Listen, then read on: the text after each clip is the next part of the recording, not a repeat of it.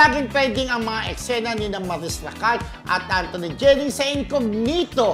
Pero mas ikinaloka ng mga panay ang kanilang intense at intimate scenes sa pelikulang Social Climbers na patok sa sikat na online streaming platform. Grabe raw kasi ang kanilang mga tukan at lampungan na tila totohanan na.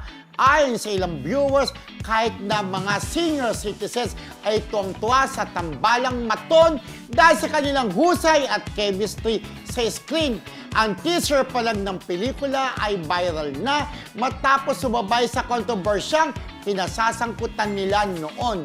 Pero imbes na malugmok, mas sumikat pa ang maton.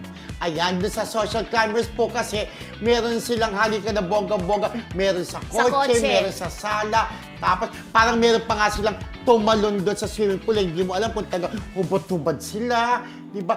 Ang tapang nila sa mga intense na eksena nila. May mga nababasa na akong comment ginagawa naman nila yan sa totoong buhay. Sabi? Ano ko, not coming from us, di ba? Pero yun nga, kung ang feeling ko magjowa pa rin talaga itong dalawang to sa kabila ng cheating issue. Baka nagkaayos na sila, nag-usap na sila, di ba? Kasi kapag bigay todo yung laplapan nila, di ba? Talaga pagkamahal mo sa isang tao, parang mararamdaman mo talaga yung pagmamahal. Di ba? Pag mahal mo, sarap na humalik, di ba? Ganun talaga. Saka ibang klaseng pag-kiss talaga, kasi parang nakabuka sa bibig. Parang nakabuka yung dila-dila, bibig. di ba? Hindi Parang naman dila. ano, no? Wala naman dila doon. Sanay na sanay sila, no?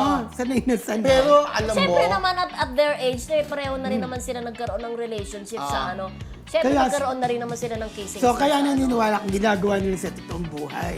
kung magjowa naman sila, halika sila. naman Oo, talaga, why not? natural. Oo. Diba? Si Mike ang tuloy. Si Cled nga, tsaka yung jowa niya dito sa atin, diba? Uy, ikaw talaga. Ganun? Mamaya mapagalitan Hindi sila. sila nagaganon. Ano ang pero ginagawa? magka-friend sila. Nagyayakapan. Siyempre, kapag ka-cling-cling, kapag ka magjowa, pakita mo yung pagmamahal, gano'n.